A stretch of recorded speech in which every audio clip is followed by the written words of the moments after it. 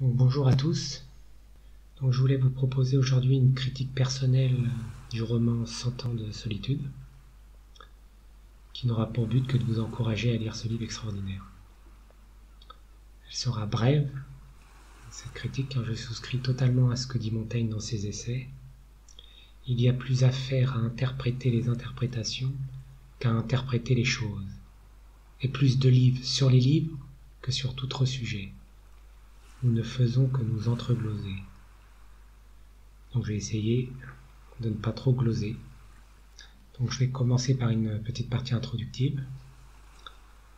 Donc 100 ans de solitude, c'est un monument de la littérature mondiale, publié en 1967 par l'écrivain colombien nobelisé Gabriel García Márquez. On suit les aventures d'une famille à travers les générations dans un village isolé de Colombie, sur la côte des Caraïbes, donc sur la partie littorale de la Colombie, littoral côté donc, Atlantique, alors qu'il y a une côte Pacifique également. Donc on va voir des événements surnaturels qui vont s'imbriquer parfaitement avec des aliments rationnels, ce qui est une des originalités du roman.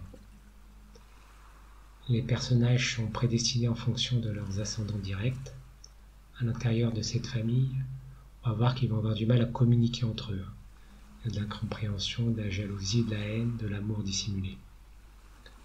Chacun semble enfermé dans une bulle de solitude, d'où le titre du roman. Le récit raconté est d'une grande beauté, et surtout pour un occidental, je pense. Nous allons passer maintenant à la partie thématique. Alors, beaucoup de thèmes sont abordés dans le roman, qui n'est finalement pas si long que ça. Donc, j'ai sélectionné ce qui m'a semblé le plus signifiant. C'est un choix personnel, je ne me suis pas trop référé justement aux livres qui ont interprété ce roman, donc là c'est vraiment ce que j'ai trouvé par moi-même. Donc le premier thème que je peux évoquer, c'est celui du destin individuel inéluctable des personnages. Donc on peut mettre en perspective avec la tragédie grecque, où les personnages tentent de lutter contre leur destin, leur fatum. Alors Philippe Morin décrit la tragédie en disant qu'elle est placée sous le signe du fatum, donc le destin qui dépasse l'homme, qui est à la fois inéluctable et sacré. Cette fatalité peut être extérieure, donc cette puissance céleste, des dieux, ou du pouvoir humain, Rome pour Titus dans Bérénice, ou sinon par des passions intérieures. Donc les personnages essaient de lutter, mais ils n'y arrivent pas au final. Alors, il y a une autre vision du destin. On peut parler du mektoum musulman. Le destin de l'homme est fixé par Dieu chez les musulmans. Et pour le croyant, il faut l'accepter et s'y soumettre. Il faut se soumettre à la volonté de Dieu. Donc il n'y a pas lieu d'avoir de révolte. Alors dans ce roman, les personnages subissent leur destin, mais ne semblent pas ou peu animés d'une foi religieuse. Sauf certains personnages féminins, notamment Ursula la matriarche et Fernanda, mais qui semblent plus superstitieuses que religieuses. Les personnages du roman subissent leur destin sans le savoir, en pensant pouvoir agir sur lui. Mais en fait, celui-ci est prédestiné par leur caractère qui découle directement de leurs ascendants directs. Alors, on peut noter que Ursula, donc la matriarche, note les récurrences entre ses différents enfants, ces récurrences de caractère, et c'est elle qui apparaît la plus lucide, tout en étant la plus sensible aux éléments surnaturels. Alors le deuxième thème que j'ai sélectionné, c'est le thème de l'éternel retour du passé, mais dégradé. Donc les défauts et qualités de caractère se transmettent d'une génération à l'autre, mais de manière dégradée. C'est-à-dire que l'énergie vitale des personnages semble diminuer à chaque génération. On peut voir au début du roman que le couple fondateur semble déborder d'énergie. Ça va être au début plutôt le patriarche, et ensuite ça va être plutôt la matriarche Ursula qui va un peu tenir comme elle peut à bout de bras ses descendants. Alors on peut relever une citation du texte qui parle bien de ce passé qui revient tout en se dégradant. L'histoire de la famille n'était qu'un engrenage d'inévitables répétitions. Une roue tournante qui aurait continué à faire des tours jusqu'à l'éternité. N'eût été l'usure progressive et irrémédiable de son axe. Donc on voit bien avec cette citation le fatalisme criant indiqué par l'auteur. Alors je vais passer maintenant au thème du mélange du naturel et du surnaturel. Alors que les critiques ont défini comme le concept de réalisme magique, propre à l'écrivain Gabriel García Márquez, dans ce roman. Alors les éléments supranaturels s'imbriquent très naturellement avec des éléments naturels. C'est d'ailleurs une grande force du récit. Par exemple, le rapport aux morts et à la mort est très original pour un occidental comme moi. C'est une grande force du roman. Alors l'auteur avait une grand-mère indienne qui lui racontait des histoires avec des éléments surnaturels, mais qui lui paraissaient à elle tout à fait naturels. Donc ces récits ont une grande influence sur l'auteur. Donc ce sont des récits qui utilisent des éléments de la culture précolombienne. D'ailleurs, dans ce roman, on peut noter que le catholicisme a une importance beaucoup moins importante que les influences précolombiennes. Donc si on veut comparer un peu avec le merveilleux des romans médiévaux, on peut le faire. Et on retrouve, donc ce n'est pas une découverte, de l'Amérique latine, car on retrouve dans Lancelot Arthur des éléments merveilleux également. Alors maintenant je vais passer au thème politique. Donc ce n'est pas un livre que l'on peut dire qui est directement politique, c'est pas un roman on va dire social. Par contre, dans un chapitre où effectivement il évoque la lutte entre le parti conservateur et le parti libéral. Donc ça, pour les occidentaux comme nous, ça nous parle. Donc un moment très fort du roman est le récit de 3000 ouvriers grévistes esclavagisés dans les plantations bananières américaines qui seront massacrés par leur propre gouvernement. Il y a un passage, il y a quelques phrases très belles où notamment sont évoqués les cadavres qui seront transportés de nuit dans des wagons interminables pour être jetés à la mer. C'est une image assez forte. Alors l'auteur ne s'attarde pas des chapitres entiers sur ces faits. On a seulement quelques phrases, mais avec seulement quelques phrases, on a une force évocatrice qui est très forte. On a tout de suite on imagine aisément un tableau dans son entièreté. Alors, toujours au niveau politique, un personnage central du livre est le colonel Aurelio Buendia, donc qui a mené 32 guerres contre le pouvoir central conservateur, qui malheureusement n'aboutissent à pas grand chose, sinon à son dégoût du monde. On voit un petit peu dans ce roman peut-être les idées politiques de l'auteur, où l'action révolutionnaire semble servir à rien. À moins que, si on regarde la fin de la vie du personnage, on sent que c'est le personnage qui est revenu le plus de tout, mais qui est le plus apaisé également. Le roman permet aussi de comprendre un peu la culture colombienne. On voit une grande différence entre les habitants des côtes et les habitants de l'intérieur, des hauts plateaux, de culture plus espagnole. Alors que sur les côtes, c'est un peu plus une culture créole. Donc le thème suivant, c'est le thème de la critique de la science pratique et théorique. Donc pour la science pratique, on a le chemin de fer qui est critiqué finalement, car il amène le malheur. Donc dans ce village isolé, on va voir arriver tous les malheureux de tous les coins du monde qui vont venir s'échouer dans le village. Et le chemin de fer va aussi amener la compagnie bananière, qui va être source de graves conflits sociaux. Alors au niveau de la science théorique, on a une critique que je vais décrire par une citation. Jusqu'alors, il ne lui était jamais venu à l'idée que la littérature fût le meilleur subterfuge qu'on lui a inventé pour se moquer des gens.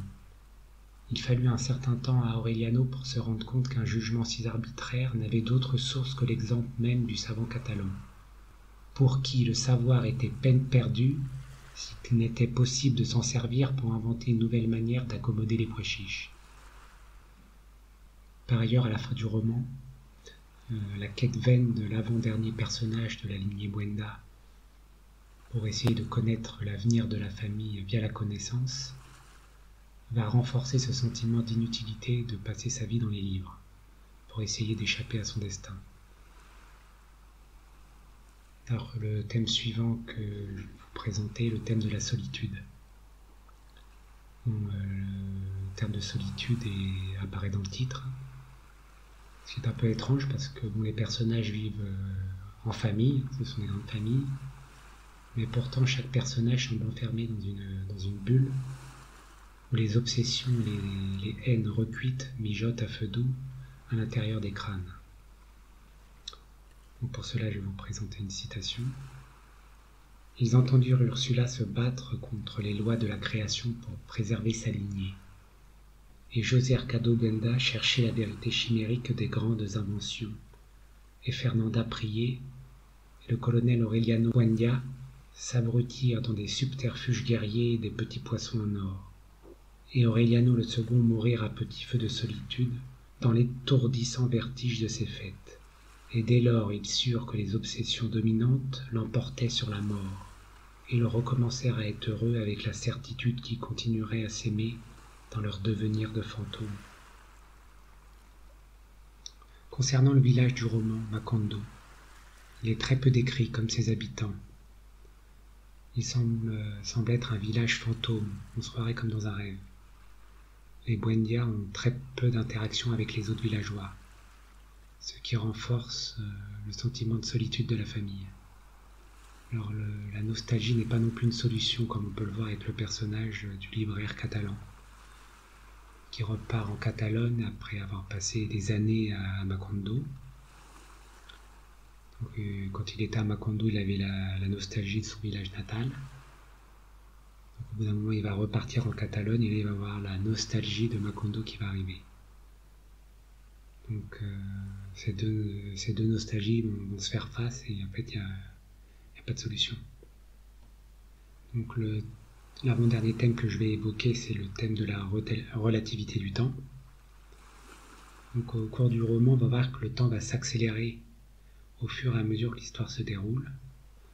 Donc c'est une manière que j'ai trouvée originale de la part de l'auteur. Le temps est vraiment élastique. Donc le temps, on ne peut pas dire qu'il est vraiment cyclique, même si les descendants reprennent en partie les caractéristiques des ascendants, car il y a ce phénomène de dégradation qui se fait au fil des générations, comme on l'a vu précédemment. Donc si on compare avec les dernières découvertes scientifiques concernant le temps, donc je peux vous conseiller le livre de vulgarisation L'ordre du temps du physicien Carlo Rovelli sur la nature du temps. On ne peut que saluer la vision de l'auteur, ou plutôt même constater que dans les savoirs ancestraux, il y a une part de vérité cachée derrière les superstitions, mais qu'il faut la science moderne en fait pour le découvrir. Alors, mon dernier thème est la morale du roman. Donc, l'auteur aurait plutôt tendance à nous conseiller de vivre le moment présent, travailler sans trop réfléchir au passé et à l'avenir, de vivre un peu dans le rejet du monde, de son indifférence. On peut faire la comparaison avec il faut cultiver son jardin dans le Candide de Voltaire, et accepter sa condition de bouchon de liège sur l'océan. Donc voilà, nous avons fini avec la partie thématique. Donc on peut parler maintenant du style. Donc pour moi, le style est clair et limpide, ça se lit extrêmement bien, on ne bute pas dans chaque phrase. Les phrases sont courtes, le vocabulaire employé n'est pas pompeux. Donc l'auteur et le narrateur, ils ne nous cachent pas la psychologie des personnages et leurs pensées les plus secrètes. Cependant, il reste quand même une aura générale mystérieuse qui se dégage de cette famille et du village. Donc dans ma dernière partie, je vais faire une comparaison avec d'autres grands romans. Donc en art, j'aime bien comparer les grandes réalisations entre elles. Donc comparer les tableaux, les tableaux que j'aime bien, qui sont reconnus par tout le monde, et me comparer qu'un nouveau tableau que je vais voir. C'est pareil pour les livres. Donc un roman qui fait partie de mon panthéon, donc c'est Voyage au bout de la nuit de Céline, publié en 1932. Alors, contrairement au roman de Gabriel García Márquez, le narrateur et le héros du roman se mélangent avec Céline. Donc je trouve l'expérience un peu plus intense pour le lecteur. Mais bon, dans 100 ans de solitude, étant donné qu'on suit une dynastie, ça paraissait plus difficile de ne pas prendre un peu de hauteur face à tous ces personnages, et de vouloir à chaque fois se mettre à la place du personnage. Donc je trouve le livre de Céline un peu plus fort, parce qu'on peut l'ouvrir à n'importe quelle page, donc ça c'est un peu une manie que j'ai, et on peut lire les passages sans souci. On n'a pas besoin de lire en fait le début du roman. Donc on peut le lire de manière non chronologique. Alors que ça paraît plus difficile avec le livre de 100 ans de solitude, où la chronologie est importante, car les ascendants ont une importance très forte sur les personnages, leurs descendants. Donc le style est très fort chez Céline. Donc dans Gabriel Garcia, c'est un peu plus classique. Alors bien sûr, pour un occidental comme moi, l'exotisme du roman de 100 ans de solitude est beaucoup plus important. Il paraît beaucoup plus extraordinaire. Alors c'est pas la même chose quand Céline joue colonisateur en Afrique. On a toujours la vision occidentale. Par contre, dans les deux cas, on a affaire pour moi à deux auteurs qui sont extrêmement sincères dans leurs propos, dans ce qu'ils racontent. Ils parlent de ce qu'ils ont vécu ou vu, de manière transposée. Donc si on regarde la biographie de Marquez et de Céline, on en a la confirmation. Ils parlent de ce qu'ils connaissent. Je vais juste là vous transcrire une interview de Céline, quand il avait été interviewé chez lui en 1959, donc par un journaliste. Alors le journaliste lui demande: l'écrivain doit avoir vécu ce qu'il raconte, être une sorte de témoin qui s'est presque fait tuer pour l'histoire qu'il veut raconter. Alors Céline répond: il faut payer, et pas au simili, payer vraiment. Le véritable collaborateur, c'est la mort, ou ses associés, la ruine, la persécution. Et toute votre vie, vous avez payé pour votre œuvre littéraire? Toujours. J'ai payé parce qu'autrement vous êtes obligé d'imaginer une aventure. Je peux dicter tout de suite au microphone un roman de 300 pages. Une aventure entre mademoiselle et monsieur. C'est facile. Je considère cela comme très vulgaire. Mais cependant, dans vos livres, si la trame est vraie, le climat est vrai, les personnages sont fictifs, évidemment c'est la transposition. Il y a une grosse différence entre la transposition et l'invention? Ah, beaucoup. Cela consiste à faire sortir de l'être quelque chose de plus que ce que l'on voit. Donc c'est pour moi, mon avis personnel, c'est pourquoi selon moi, quelqu'un qui raconte sa vie, quel qu'il soit, donc qu'il soit ouvrier, paysan, employé de bureau, écrira toujours mieux qu'un écrivain inventeur qui va inventer une histoire, parce qu'il y aura son vécu, son authenticité, sa sincérité. Ça fera toujours un style qui sera fort, parce qu'il sera conforme à la réalité. Alors, je vais comparer avec un autre livre que j'apprécie. Ce sont Les Misérables de Victor Hugo, publié en 1862. Donc, contrairement au roman Notre-Dame de Paris, Hugo parle de ce qu'il a connu à travers Marius, un personnage de Marius. On retrouve sa propre évolution politique. On perçoit bien les mentalités dominantes à travers les personnages, royalisme, bonapartisme, républicanisme. Donc c'est un livre qui est plus politique que celui de Marquez. Au niveau de l'environnement, il parle d'un Paris qu'il connaît bien, celui du 19e siècle. Alors qu'il parle dans Notre-Dame de Paris, dans un Paris qu'il ne connaît pas, donc il imagine, à partir de sources historiques, mais qu'il imagine tout de même. Les personnages sont très charismatiques. Alors c'est aussi le cas, je trouve, dans 100 ans de solitude. On a des personnages charismatiques. Alors comme Marquez, Hugo se place au-dessus de ses personnages. Par contre, la grande différence, là c'est ce qui change peut-être avec l'Amérique latine et l'Europe, c'est que les personnages peuvent changer dans le roman de Hugo leur destin par l'action. On voit notamment avec la rédemption de Jean Valjean. Il peut sortir de sa condition. Ça lui demande un effort, donc il n'est pas condamné à être le bagnard éternel. Donc on sent le 19e siècle, la philosophie européenne, on sent la croyance au progrès, au rationalisme. Là on n'est pas dans le pays de Descartes pour rien. Donc cette croyance au progrès qu'on ne retrouve pas dans Céline, suite à son vécu de la Première Guerre mondiale. Les hommes sont vus comme mauvais et lâches, sanguinaires parfois, ni dans Marquez. On a en plus un fatalisme également. On ne peut pas échapper à son destin. Et le progrès amène la ruine et l'histoire se répète en pire. Voilà, donc j'espère que je vous ai donné envie de découvrir ce roman ou de le relire. Merci.